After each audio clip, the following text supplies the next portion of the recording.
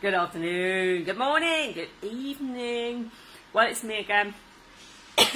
And today, this morning, I want to touch base really briefly on one of the simplest ways to grow your business. And it's so simple, it's ridiculous. But you know what?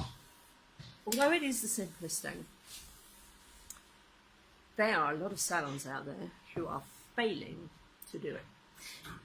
Not only do they fail to do it, but most people just don't understand how important it is. And do you know what it is? Well, I'll tell you what, it is that important that it is part of my client team links. It's my in-salon training I do with teams, but also part of the same course that I now have online. And it is such an important part of how you retain your clients, how you grow your business, and it will sound ridiculous, I know it will, but it is essential. And I've seen a few posts, I've got a sticky coffee, forgive me. I've seen a few posts recently where salon owners themselves have been out and about and visited salons and spas and have been appalled, and rightfully so, by other people's, other businesses' standards. And one of the key things to growing your business, from a client's point of view, is how clean are you? I know, it sounds ridiculous, but here, there was a great bit of research done in which people were asked, what do you consider more important? How you are treated in customer service, or how clean the place is? And do you know what? 95% of the people questioned rated cleanliness as more important than customer service. Crazy, right? Now you think about it, it means that I could have like a right strop on today, but as long as everything's clean, it's not so bad. And it might seem crazy, but if you throw it the other way around, let's say I went into a restaurant. Let's say me and you met up to discuss business. We put the worlds to right. And there we are, we've sat ourselves down and we're quite excited. We're going to have some coffee, have some lunch, talk about business. And as we look down, we notice there's a lipstick mark on the glass. And then let's say you headed off to the bathroom, and when you came back, you had like wide eyes, like, oh my God. You should don't even, in fact, you don't want to even know. It is, because if they can't clean a toilet, what the hell's the kitchen like? Chances are that we're either going to slow, I'm just going to get up and leave quickly. Whilst no one's looking, let's get out of here. Or we will do what the majority of people do. We will leave. We will say nothing. We'll say nothing to nobody. We won't go, excuse me, look, I think that you really should consider your hygiene here, because there's lipstick on my glass and the toilets are a mess and I can see food on the floor, that's really not going to help your business. No, they won't give you feedback, they just leave. Only 5% of clients will ever complain and tell you what the issues are. So if you looked at your database and found that you had lost, say, 1,000 clients, only 5% are going to actually go, oi, come here, I'm going to complain. So anytime anyone complains, I've said it before, just see it as the most brilliant nugget of gold. But the reason I wanted to talk about cleanliness, because I am in this particular salon, and I have to be honest, I don't think I've ever seen any salon ever do this. Now, I think I've been to a lot of salons. I'm pretty sure I've been to a lot of salons. But I can assure you, I have not seen this before. But can you see this?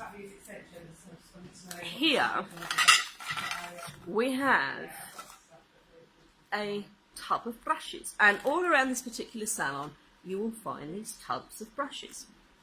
Every time a stylist finishes with their client, the brush is removed immediately when that client's been done, when they're finished. The debris from that client, any form of dirt, scalp, whatever, hair, is removed. They are then sterilised. From being sterilised, they are again washed.